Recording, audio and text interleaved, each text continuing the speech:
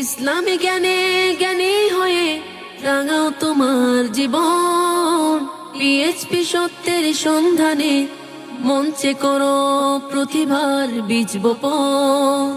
ওহিরা দেশ মেনে জ্ঞানের আহরণে পিএইচপি সত্যের সন্ধানে।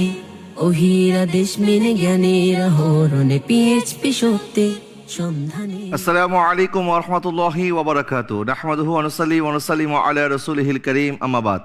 কাছের দূরের দেশ কিংবা প্রবাসে যারা যেখান থেকে আমাদেরকে দেখছেন সবাইকে স্বাগত জানাচ্ছি পিএইচপি ফ্যামিলি নিবেদিত পিএইচপি সত্যের সন্ধান ইসলামিক জ্ঞান প্রতিযোগিতার আজকেরই পর্ব থেকে। দর্শক, আমাদের সাথে টাইটেল স্পন্সর হিসেবে আছে পিএইচপি ফ্যামিলি এবং পাওয়ার্ড বাই জেন্টাল পার্ক। দর্শক, আমরা আমাদের সেমিফাইনালের 3টি পর্ব শেষ করেছি। আমাদের মাক্কি গ্রুপ 2টি পর্বে অংশগ্রহণ করে 3 জন চলে গেছেন ওনারা ফাইনালে। আর আজকের মাদানী গ্রুপের এই 6 জন প্রতিযোগীর মধ্যে 3 জন যাবে আমাদের সাথে গ্র্যান্ড ফিনালে। কোন 3 জন যাচ্ছে গ্র্যান্ড ফিনালে সেটা জানবো, তবে 3টি সেগমেন্ট আমাদেরকে আগে শেষ করতে হবে। আমাদের আজকের এই 6 জন প্রতিযোগী আমাদের গত পর্বে ওনারা 3টি সেগমেন্টে অংশগ্রহণ করেছিলেন। আজকে থাকছে আরও 3টি সেগমেন্ট। টোটাল এই 6টি সেগমেন্টের সর্বমোট ফলাফল যোগ করে যেই 3 জন সর্বোচ্চ নাম্বার পাবেন তারাই চলে যাবেন আমাদের সাথে গ্র্যান্ড ফিনালেতে। আশা করি আপনারা সবাই ভালো আছেন এবং ভালোভাবে প্রস্তুত হয়ে এসেছেন, কি বলেন? আপনাদের গত পর্বে আমি দেখেছি যে প্রত্যেকেই নাম্বার পেয়েছেন খুবই কাছাকাছি। সবার সাথে মাত্র 5-7 নাম্বারের ব্যবধান ছিল, এর বেশি না। তো বোঝাই যাচ্ছে যে খুব হাড্ডাহাড্ডি লড়াই চলতেছে। কেউ কাউকে ছাড় দিতে রাজি না, সবাই মদিনার টিকিট অর্জন করে বাড়িতে যাবে, কেউ খালি হাতে ফিরতে রাজি না। আমরাও দোয়া করি আল্লাহ সুবহানাহু ওয়া তাআলা আপনাদের কাউকে যেন হতাশ না করে, আপনারা যেই উদ্দেশ্যে এসেছেন আল্লাহ সুবহানাহু ওয়া তাআলা আপনাদের মনের সেই মাকসাদ যেন পূরণ করে দেয়, আমিন। আপনারা সবাই কি প্রস্তুত আছেন? জি ইনশাআল্লাহ। আমি কি শুরু করব? ইনশাআল্লাহ। শুরু করছি আমাদের প্রথম সেগমেন্ট, জ্ঞানের জ্যোতি সেগমেন্ট। পিএইচপি সত্যের সন্ধানে। জ্ঞানের জ্যোতি সেগমেন্টে আমি আপনাদের সবাইকে 2টি করে প্রশ্ন করে থাকি। প্রত্যেকটি প্রশ্নের জন্য থাকে 5টি করে নাম্বার। উত্তর যদি সঠিক হয় আর উত্তর ভুল হলে কোনো নাম্বার কাটা যায় না। আমি শুরু করতে পারি? জি ইনশাআল্লাহ। জি, ডান দিক থেকে আপনাকে দিয়ে শুরু করছি। মাশাআল্লাহ, আপনার কোনো ভয় ডর দেখি না উত্তর দেওয়ার সময়। একদম মনে হচ্ছে যে সব আপনি জানেন। আপনার ভিতরে মাশাআল্লাহ এমন কনফিডেন্স। দোয়া করি আল্লাহ পাক আপনাকে শেষ পর্যন্ত এই কনফিডেন্সের সাথে আমাদের সাথে রাখুক। আপনার জন্য প্রশ্ন হচ্ছে, রাসূল সাল্লাল্লাহু আলাইহি ওয়াসাল্লাম উম্মতের কোন ধরনের শিরকে লিপ্ত হওয়ার কথা বলেছেন? একদিন সাহাবায়ে কেরামরা রাসূল সাল্লাল্লাহু আলাইহি ওয়াসাল্লামকে জিজ্ঞাসা করেন, হে আল্লাহর রাসূল, আপনার পরে কি আপনার উম্মতরা কোনো শিরক করবে? রাসূল সাল্লাল্লাহু আলাইহি ওয়াসাল্লাম রাসূল সাল্লাল্লাহু আলাইহি ওয়াসাল্লাম বলেন, হ্যাঁ তারা শিরক করবে, কিন্তু তারা মূর্তি পূজা, চাঁদ, সূর্যের উপাসনা করবে না, বরং তারা আমলে রিয়া করবে, অর্থাৎ লোক দেখানো আমল করবে। লোক দেখানো আমল করবে। তো লোক দেখানো আমল এটা কি শিরিক? হ্যাঁ, এটা শিরকে খাফি। শিরিকে খাফি। এটি কি কারণে শিরিক?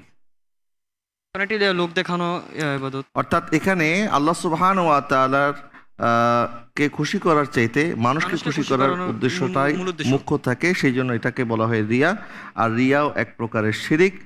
নবীজি সাল্লাল্লাহু আলাইহি ওয়াসাল্লাম বলেছেন, আমার উম্মত চন্দ্র, সূর্য, পাথর, মূর্তি এসবের পূজা করবে না, তবে তারা রিয়ায় জড়িয়ে পড়বে, লোক দেখানো ইবাদত করবে।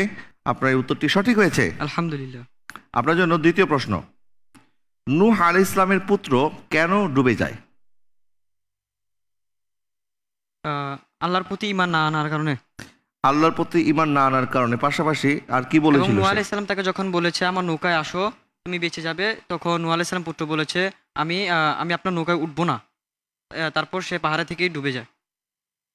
সে ভেবেছিল যে পাহাড় পর্যন্ত পানি পৌঁছতে পারবে না, এবং সে নূহ আলাইহিস সালামকে বলেছিল আপনার নৌকা ডুবে যাবে, কিন্তু পাহাড় কখনো ডুববে না। সে পাহাড়ে গিয়ে আশ্রয় নিয়েছিল, কিন্তু সেখানেও গিয়ে সে বাঁচতে পারেনি। নূহ আলাইহিস সালামের অবাধ্যতা করার কারণে আল্লাহ সুবহানাহু ওয়া তাআলা তার পুত্রকেও ধ্বংস করে দিয়েছেন। আপনার উত্তরটি সঠিক হয়েছে, আলহামদুলিল্লাহ। চলে যাচ্ছি পরের প্রতিযোগীর কাছে। কেমন আছেন আপনি? আলহামদুলিল্লাহ, ভালো আপনার মন কি ভালো নেই আজকে? ভালো আছে মাশাআল্লাহ, আপনার মুখে হাসিটাই সবসময় মানায়। আপনি সবসময় এই হাসি মুখে থাকবেন, ঠিক আছে? ইনশাআল্লাহ। জি, আপনার জন্য প্রশ্ন হচ্ছে, নূহ আলাইহিস সালাম নৌকায় আরোহণের সময় কোন কোন প্রাণী ওনার সাথে নিয়েছিলেন? নূহ আলাইহিস সালাম নৌকায় ওঠার সময় চতুষ্পদ জন্তু, তারপর হচ্ছে বিভিন্ন হিংস্র প্রাণী, বিভিন্ন মানুষ নূহ আলাইহিস সালাম নৌকা ছিল 3 তলা বিশিষ্ট। জি উপরের তলায় মানুষ, মাঝখানে তলায় চতুষ্পদ জন্তু এবং নিচের তলায় ছিল বিভিন্ন বন্য প্রাণী।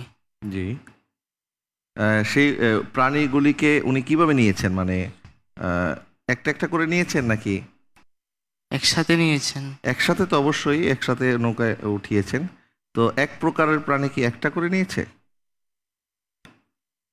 না, কয়টি করে নিয়েছে?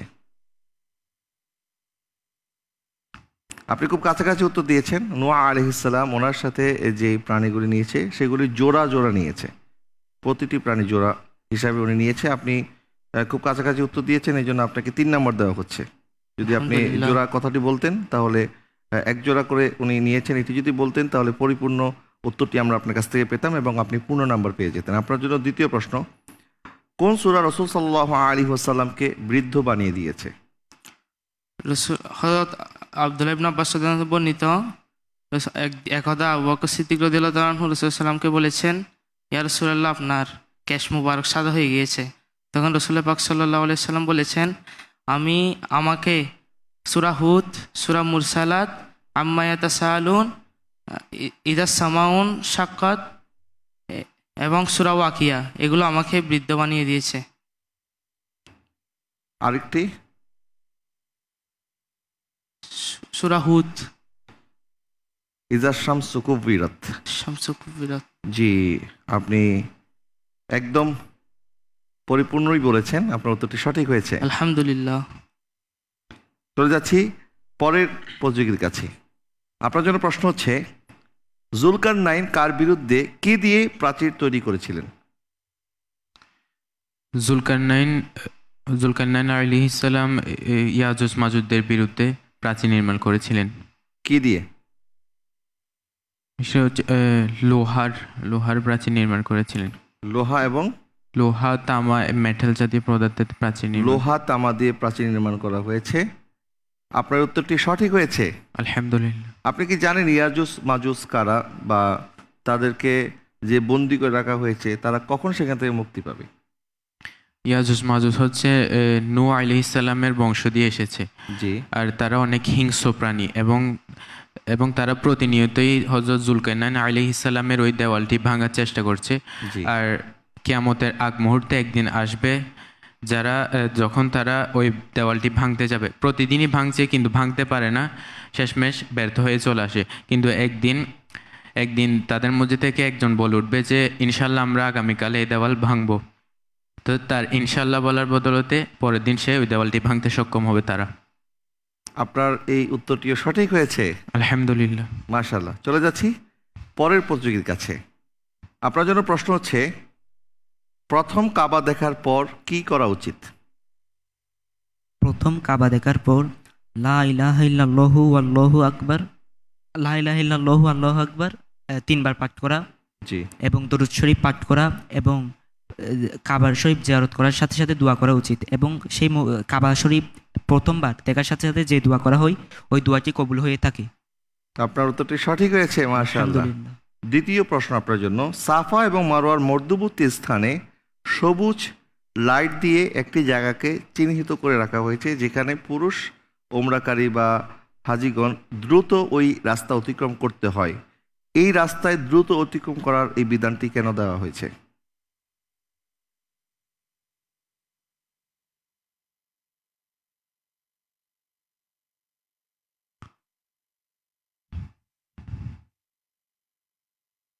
আপনি বলতে পারছেন না। সাফা এবং মারওয়ার মধ্যবর্তী যে জায়গা, অর্থাৎ সেই জায়গাটা ঢালু থাকার কারণে মা হাজরা আলাইহিস সালাম যখন হযরত ইসমাইল আলাইহিস সালামের জন্য পানির সন্ধানে এই জায়গাগুলি অতিক্রম করছিলেন, সাফা এবং মারওয়া পাহাড় এটি একটু উঁচু, যার কারণে উনি পাহাড়ের চূড়ায় যখন যেতেন তখন উনি হযরত ইসমাইল আলাইহিস সালামকে দেখতে পেতেন। কিন্তু এক পাহাড় থেকে আরেক পাহাড় যাওয়ার সময় মধ্যবর্তী জায়গাটা যখন উনি অতিক্রম করতেন তখন ওনার দৃষ্টি থেকে হযরত ইসমাইল আলাইহিস সালাম গায়েব হয়ে যেতেন, অর্থাৎ তিনি দেখতে পেতেন না, যার কারণে উনি ওই রাস্তাটা দ্রুত অতিক্রম করতেন। আল্লাহ সুবহানাহু ওয়া তাআলার কাছে ওই রাস্তাটা মা হাজরা দ্রুত অতিক্রম করার এই কাজটাও আল্লাহর কাছে এতটা পছন্দ হয়েছে, যার কারণে নবীজি সাল্লাল্লাহু আলাইহি ওয়াসাল্লাম সহ সাহাবায়ে কেরাম এবং বর্তমান সকল উম্মত ওই জায়গাকে দ্রুত অতিক্রম করতে হয়, কেননা আল্লাহ পাকের প্রিয় বান্দিনী হাজরা আলাইহিসসালাম এই জায়গাকে দ্রুত অতিক্রম করেছিলেন। আল্লাহ পাক সেই স্মৃতিকে তাজা রাখার জন্য, সেই স্মৃতিকে স্মরণীয় করে রাখার জন্য আল্লাহ পাক আমাদের জন্য এই বিধান দিয়েছেন।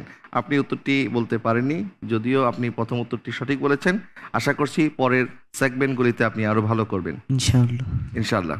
এই পর্যায়ে আমি প্রশ্ন করব আমাদের পঞ্চম প্রতিযোগীকে। আপনি প্রস্তুত? জি ইনশাআল্লাহ। জি, আপনার জন্য প্রশ্ন হচ্ছে, আজাজিল শয়তানে পরিণত হওয়ার পর তার নেকির বিনিময়ে আল্লাহর নিকট থেকে কয়টি বিষয় চেয়ে নিয়েছিল এবং সেই বিষয়গুলি কি?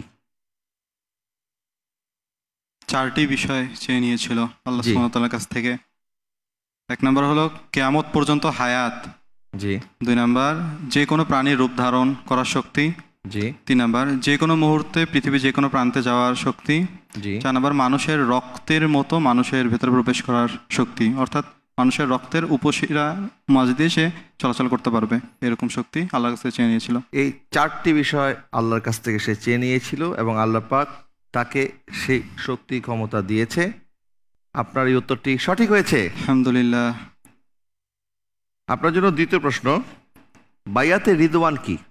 বাইয়াতে রিদওয়ান হুদাইবিয়া সন্ধির সময় ওসমান বিন আফফান রাদিয়াল্লাহু তাআলা আনহুকে যখন মক্কায় পাঠানো হয়, তো একটা গুজব ছড়িয়ে পড়েছিল যে ওসমান রাদিয়াল্লাহু তাআলা আনহুকে শহীদ করা হয়েছে। তো আল্লাহ রাসূল সাল্লাল্লাহু আলাইহি ওয়াসাল্লাম সেই সময় একটা বাবলা গাছের নিচে সকল সাহাবীকে একত্র করে একটা বায়াত বা সকলে চুক্তিবদ্ধ হয় যে জীবন দিয়ে লড়াই করবে সেই মক্কাবাসীদের বিরুদ্ধে, কাফের কুরাইশদের বিরুদ্ধে। আল্লাহ সুবহানাহু ওয়া তাআলার এই বায়াতটা অনেক পছন্দ হয়েছে জন্য এটাকে বায়াতে রেদওয়ান বা সন্তুষ্টির বায়াত নামকরণ করা হয়েছে। জি, আপনার এই উত্তরটিও সঠিক হয়েছে, মাশাআল্লাহ। আলহামদুলিল্লাহ। চলে যাচ্ছি আমাদের সর্বশেষ প্রতিযোগীর কাছে। আপনার জন্য প্রশ্ন হচ্ছে, মুনাফিকদের অন্তরের রোগ কিভাবে প্রকাশ পায়? মুনাফিকদের অন্তরের রোগ তাদের সালাতের মাধ্যমে প্রকাশ পায় জি এবং তাদের মিথ্যা কথা বলার মাধ্যমে প্রকাশ পায়, তাদের আমানতের খেয়ানত করে যে এটার মাধ্যমে প্রকাশ পায়। এবং আমরা তো জানি মুনাফিকের আলামত 3টা, মিথ্যা কথা বলা, আমানতের খেয়ানত করা এবং ওয়াদা করলে ওয়াদা ভঙ্গ করা, এটাই তো আছেই। কিন্তু তার যেই স্বভাবের মধ্যে এমন কিছু স্বভাব আছে যে স্বভাবের মাধ্যমে বোঝা যায় যে সে মুনাফিক, সেটি কি? সেগুলো হচ্ছে সালাতের মধ্যে অলসতা করে, অলসতা করে, লোক দেখানোর জন্য সালাত আদায় করে, জি, এবং সত্যকে গোপন করে। জি সত্যকে গোপন করে, জি সত্যই আপনি- গোপন করে, জি মিথ্যা কথা আপনি বলে। বলেছেন নামাজ অলসতা করে, লোক দেখানো ইবাদত করে, সত্যকে গোপন করে, এটা তো আমি বলে দিয়েছি আপনাকে। মিথ্যা কথা বলে তো সত্যই- জি, মিথ্যা কথা বলে। ঠিক আছে, আপনি বলেছেন, আপনার উত্তরটি সঠিক হিসাবে আমরা ধরে নিচ্ছি। আলহামদুলিল্লাহ। আপনার জন্য দ্বিতীয় প্রশ্ন, যে ব্যক্তি হজে গমন করলো সাথে ব্যবসায়িক পণ্য নিয়ে গেল, সেক্ষেত্রে ওই ব্যক্তির হজ কি হবে? যে ব্যক্তি হজে গমন করলো সে ইচ্ছা পোষণ করলো যে আমি ব্যবসাও করব আবার গিয়ে হজ আদায় করব, তাহলে এক্ষেত্রে সে কোনো সওয়াব পাবে না।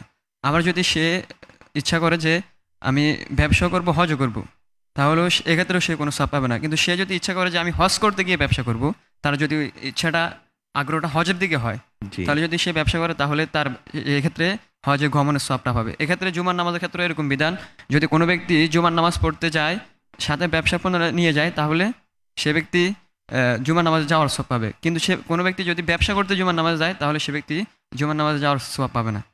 অর্থাৎ নবীজি সাল্লাল্লাহু আলাইহি ওয়াসাল্লাম ইরশাদ করেছেন, ইন্নামাল আমালু বিন্নিয়াত, বিন্নিয়াত। প্রত্যেকটি কাজ মুমিনের নিয়তের উপর নির্ভর করে।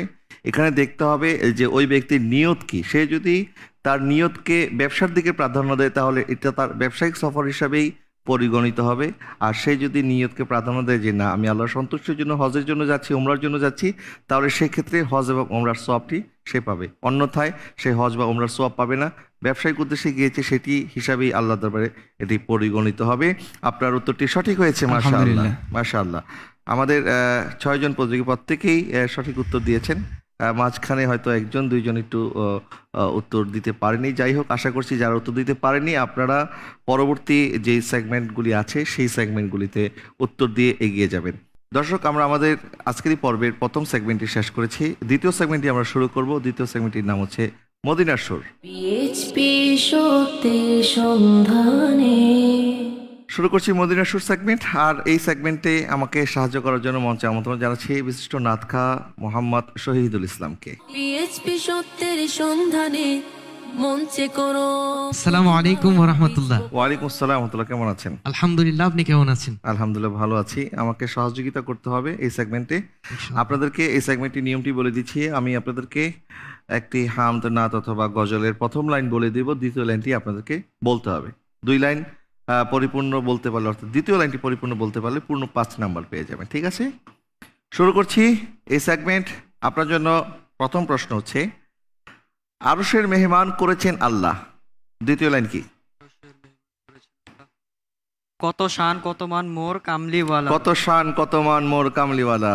আরশের মেহমান করেছেন আল্লাহ, কত শান কত মান মোর কামলিওয়ালা, কত শান কত মান মোর কামলিওয়ালা।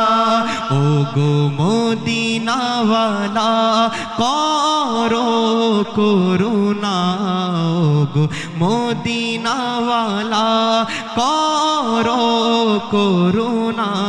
দিদার দাও গো শাহে মদিনা, দিদার দাও গো শাহে মদিনা। আপনার উত্তরটি সঠিক হয়েছে, মাশাআল্লাহ। আলহামদুলিল্লাহ। আপনি দ্বিতীয় নম্বর লাইন খুব সহজে বলে ফেলেছেন, কমন পড়ে গেছে না? আপনার নাজরুল পড়ার চর্চা আছে মাঝে মাঝে মাঝে মধ্যে? তো এই সেগমেন্টগুলিতে ভালো ফলাফল করার জন্য কি ইদানিং বেশি শুনেছেন নাকি? রেগুলার যেরকম শুনে সেরকম? হ্যাঁ। মাশাআল্লাহ, রেগুলার যেরকম শুনে সেরকম শুনেই আপনি এত জলদি জলদি উত্তর দিয়ে দিচ্ছেন। ইনশাআল্লাহ আশা করছি পরবর্তী সেগমেন্ট আপনি ভালো করবেন। চলে যাচ্ছি আমাদের দ্বিতীয় প্রতিযোগীর কাছে। আপনার জন্য আমি প্রথম লাইনটি বলে দিচ্ছি, মদিনায় নবী এলো মা আমিনার ঘরে। মদিনায় নবী এলো মায়া মেনার গরে, হাসিলে হাজার মানি কাঁদিলে মুক্তা জরে, হাসিলে হাজার মানি কাঁদিলে মুক্তা ঝরে। মদিনায় নবী এলো মা আমিনার ঘরে, হাসিলে হাজার মানি কাঁদিলে মুক্তা ঝরে, হাসিলে হাজার মানি কাঁদিলে মুক্তা ঝরে। দয়ালে মুর্শিদি যার সখা তার কিসের ভাবনা, দয়ালে মুর্শিদি যার সখা তার কিসের ভাবনা। আমার দিলের মাঝে কাবা নয়নে মদিনা, দে দে পান তুলে দে দে দে পান তুলে দে, মাঝি হেলা করিস না, দে দে পান তুলে দে, মাঝি হেলা করিস না। ছেড়ে দে নৌকায় আমি যাব মদিনা, ছেড়ে দে নৌকায় আজি যাব মদিনা। মাশাআল্লাহ, আপনার উত্তরটি সঠিক হয়েছে। আলহামদুলিল্লাহ। ইনশাআল্লাহ একদিন আমাদের নৌকাও ছেড়ে দেবে, আমরাও ইনশাআল্লাহ মদিনার মুসাফির হব। সেদিন আমরা মদিনায় পৌঁছে যাব, সেদিনই আমাদের জীবন সাকসেস হবে, কামিয়াব হবে ইনশাআল্লাহ। আমাদের তৃতীয় প্রতিযোগী, আপনার জন্য প্রথম লাইন হচ্ছে, পায়ে যারে তার লাগতো এসে আমার কঠিন বুকে। আরেকবার বলবেন প্লিজ। পায়ে যারে তার লাগতো এসে আমার কঠিন বুকে।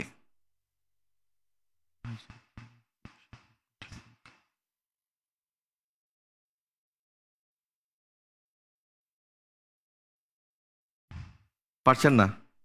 আমি বলে দেব, আমাকেই তো বলতে হবে। পায়ে যারে তার লাগতো এসে আমার কঠিন বুকে, আমি ঝরে না হয়ে গলে যেতাম অমনি পরম সুখে। সেই চিহ্ন বুকে পুরে পালিয়ে যেতাম কহে তোরে, চিহ্ন বুকে পুরে পালিয়ে যেতাম কহে তোরে।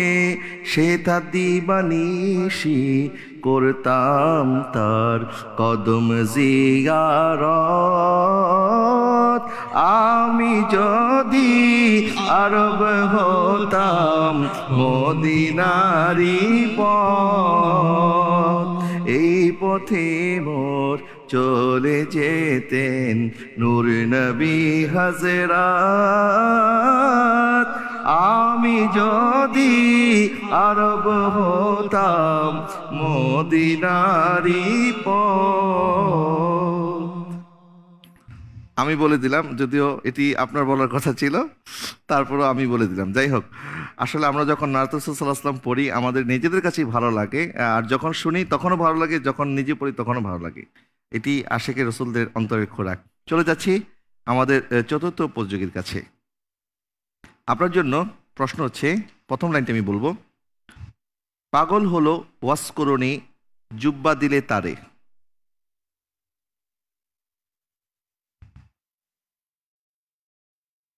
আমি অদম কিছু চাই না, চাই শুধু তোমাকে, তোমারে। পাগল হইল আইস করনি জুব্বা দিলা তারে, আমি পাগলা কিছু চাই না, চাই যে তোমারে। আমি পাগলা কিছু চাই না, চাই যে তোমারে।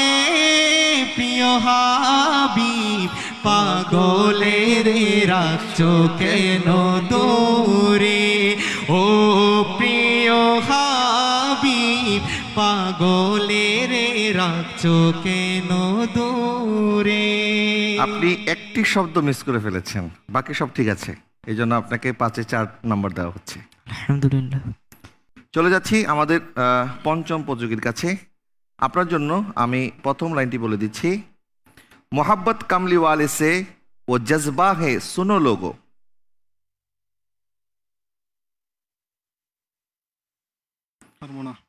পারছেন না, আপনি বলে দিন।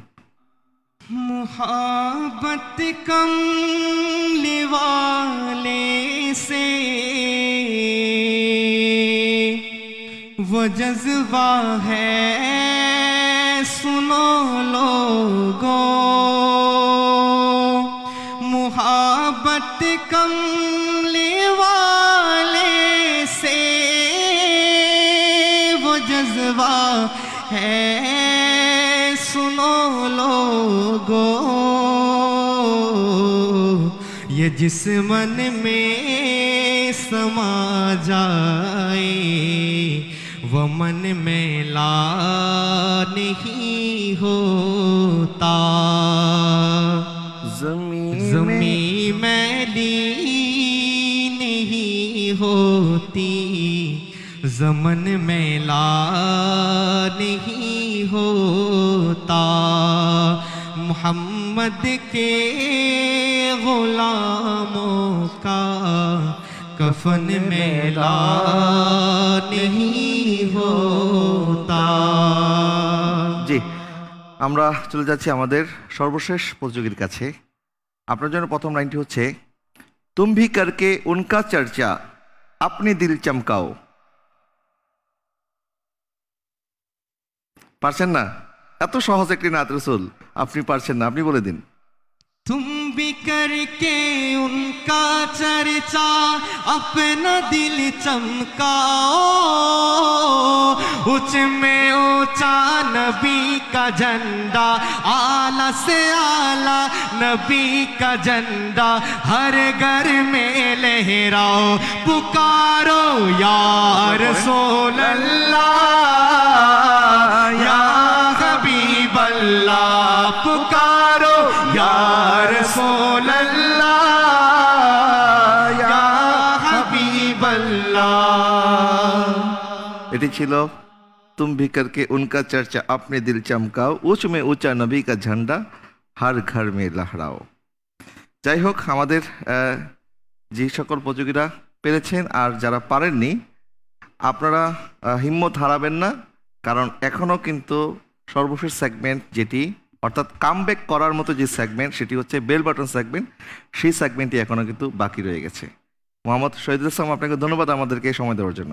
আপনাকে অসংখ্য ধন্যবাদ।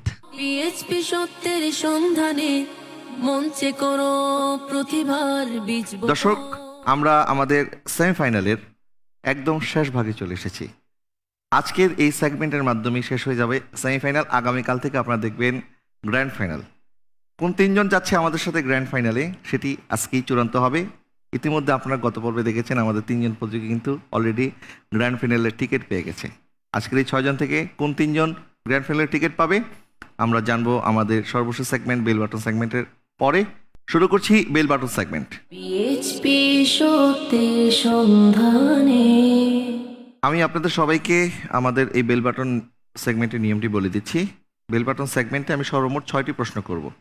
যিনি আগে বেলে প্রেস করবেন তিনি উত্তর দেওয়ার সুযোগ পাবেন। উত্তরটি সঠিক হলে 5 নাম্বার পাবেন, উত্তরটি ভুল হলে কিন্তু 5 নাম্বার মাইনাস হয়ে যাবে। সেই সাথে আমি প্রশ্ন শেষ করার আগেই কেউ যদি বেল বাটন প্রেস করে ফেলেন তাহলে আমি যতটুকু ছিলাম আমি ততটুকুই ছেড়ে দেব, বাকি প্রশ্নটি পরিপূর্ণ আপনাকে বলতে হবে। আমাদের এখানে যে প্রশ্নটি লেখা আছে হুবাহু সেই প্রশ্নটি বলে সঠিক উত্তর দিতে পারলেই কেবল আপনি 5 নাম্বার পাবেন। আপনি যদি আমাদের এখানে যে প্রশ্নটি আছে সেই প্রশ্নটি হুবাহু বলতে না পারেন সেই ক্ষেত্রেও কিন্তু আপনাদের নাম্বার মাইনাস হয়ে যাবে। সেই জন্য প্রশ্নটি শেষ পর্যন্ত শোনার চেষ্টা করবেন যেন কারো নাম্বার মাইনাস না হয়ে যায়, এবং উত্তরটি জানা থাকলে প্রেস করবেন। ঠিক আছে, সবাই প্রস্তুত? জি। জি, আমি শুরু করছি বেল বাটন সেগমেন্ট। প্রথম প্রশ্ন, হযরত ফাতেমা রাদিয়াল্লাহু তাআলা আনহার কন্যা উম্মে কুলসুম রাদিয়াল্লাহু তাআলা আনহার, জি আপনি আগে প্রেস করেছেন, আপনি প্রশ্নটি পরিপূর্ণ বলবেন তারপরে উত্তর দিবেন। হজরত ফাতেমা রদিয়াল্লাহ তালা আনহের কন্যা হজরত উম্মে কুলসুম রদিয়াল্লাহ তালা আনহাকে কার সাথে বিবাহ দিয়েছেন? জি, উত্তর কি? উত্তর হবে হজরত ওমর ইবনুল খাত্তাব রাদিয়াল্লাহু তাআলা আনহু। হযরত ওমর রাদিয়াল্লাহু তাআলার সাথে বিবাহ দেওয়া হয়েছে। আপনার উত্তরটি সঠিক হয়েছে, আলহামদুলিল্লাহ। মাশাআল্লাহ, আপনি 5 নাম্বার পেয়ে গিয়ে গেলেন। দেখি বাকি প্রতিযোগীরা আপনারা এগিয়ে যেতে পারেন কিনা। সবাই প্রস্তুত? দ্বিতীয় প্রশ্ন, রাসূল সাল্লাল্লাহু আলাইহি ওয়াসাল্লামের রূপার বানানো আংটির উপরিভাগে কি লেখা ছিল? আপনি বলেন। মুহাম্মদ রসুল্লাহ। মুহাম্মাদুর রাসূলুল্লাহ লেখা ছিল। আপনার এই উত্তরটি সঠিক হয়েছে, আলহামদুলিল্লাহ। মাশাআল্লাহ মাশাআল্লাহ। আমি 3 নাম্বার প্রশ্নটি করছি, আশা করছি যারা এখনো প্রেস করতে পারেনি তারা দ্রুত প্রেস করে নেবেন। ঠিক আছে, আপনি কিছুক্ষণ পরপর আঙ্গুল ঘষা দিচ্ছেন কেন? মানে যেন তাড়াতাড়ি প্রেস হয়ে যায় সেই জন্য? হাত ঘেমে যায়। জি, হাত ঘেমে যায়। বুঝি নেই। হাত ঘেমে যায়। হাত ঘেমে যায়, আচ্ছা ঠিক আছে, হয়তোবা বেশি এক্সাইটমেন্ট কাজ করছে বিদায় আপনি আপনার হাত ঘেমে যাচ্ছে।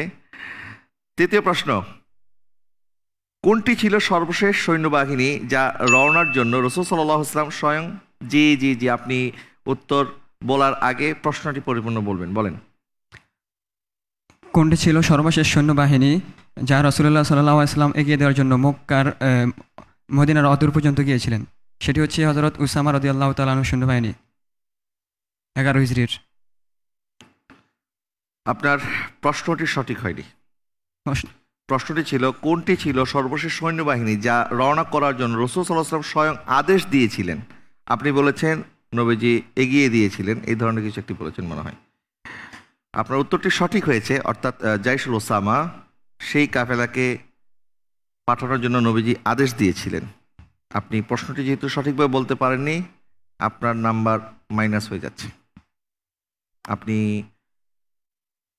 মাইনাস নাম্বার অর্জন করলেন। একটি প্রশ্ন আপনি সঠিক জবাব দিয়ে আপনি 5 নাম্বার পেয়েছিলেন বেল বাটন সেগমেন্টে, এখন বরাবর হয়ে গেছে। সেই জন্য আমি বলেছি প্রশ্নটি শেষ পর্যন্ত শোনার চেষ্টা করবেন।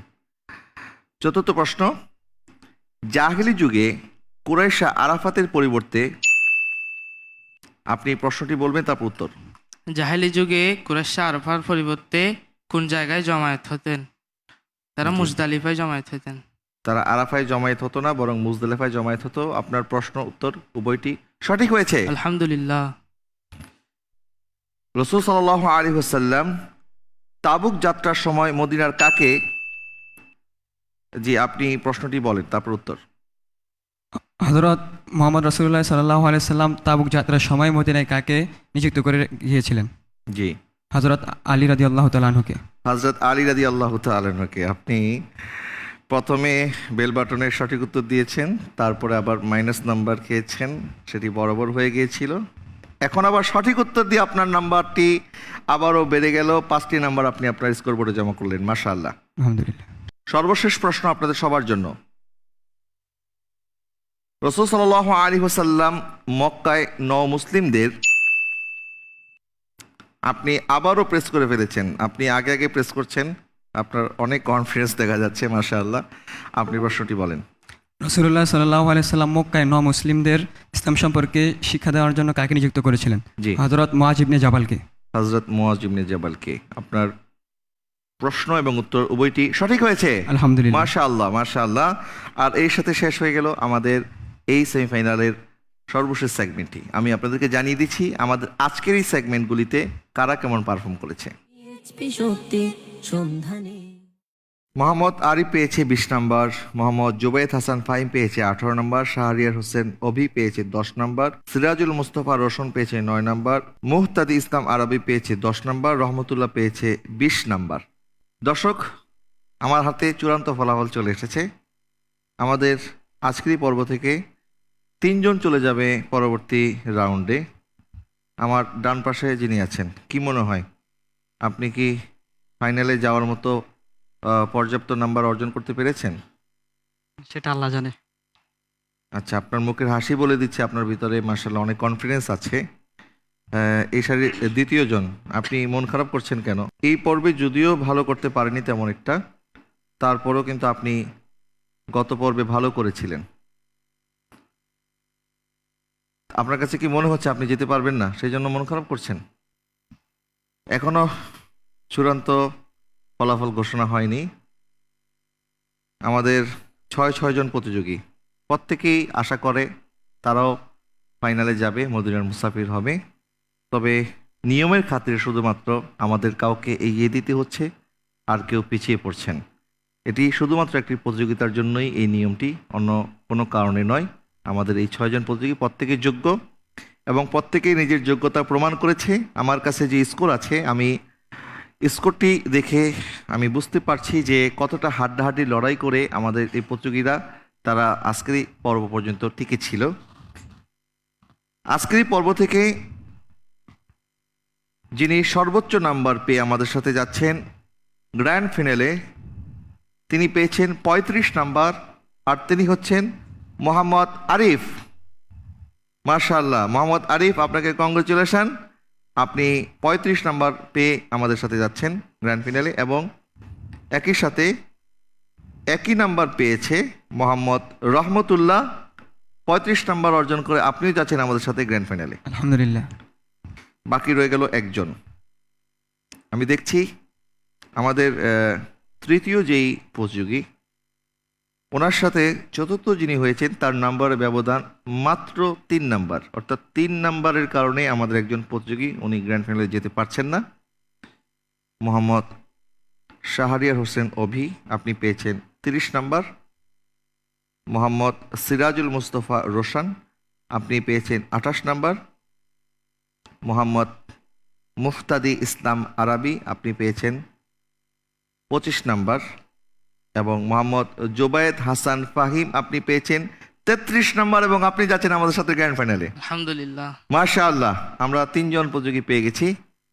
বাকি 3 জন আমাদের কাছ থেকে আজকে বিদায় নেবেন। আসলে আপনারা বিদায় শব্দটা আমরা যদিও বলতে চাই না, তারপর বলতে হচ্ছে, কারণ আমাদের তো এটি প্রতিযোগিতার খাতিরে এভাবে করতেই হয়।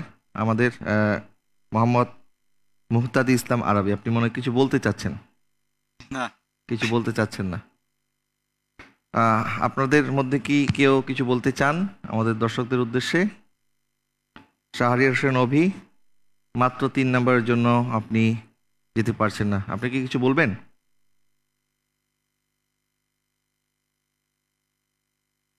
মোহাম্মদ রোশান,